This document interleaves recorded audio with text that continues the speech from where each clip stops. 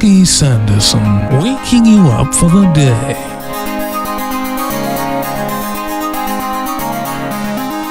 The final countdown, Europe of course, lots of big hair and a cracking good tune. Always puts me a little in mind of the afternoon quiz show, that particular track. Back in the days of Whiteley and Vorderman, I did spend a brief stint in Dictionary Corner there, but things were prematurely curtailed, you might say.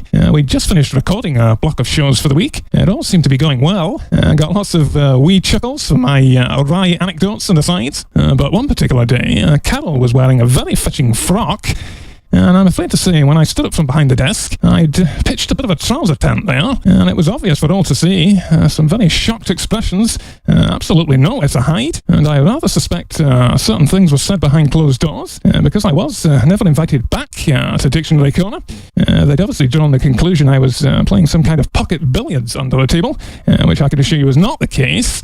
It was merely an accidental stimulation, you might say. Us gentlemen, prone to the odd, unexpected swelling now and again. As I say, I think it did cost me any further stints in Dictionary Corner there. Proved to be my final countdown, quite literally. And I think it's safe to say it put the kibosh on a lot of my TV work at the time. The word went out I was a pocket shuffler, and that was pretty much that. I haven't really been able to watch the show since that incident.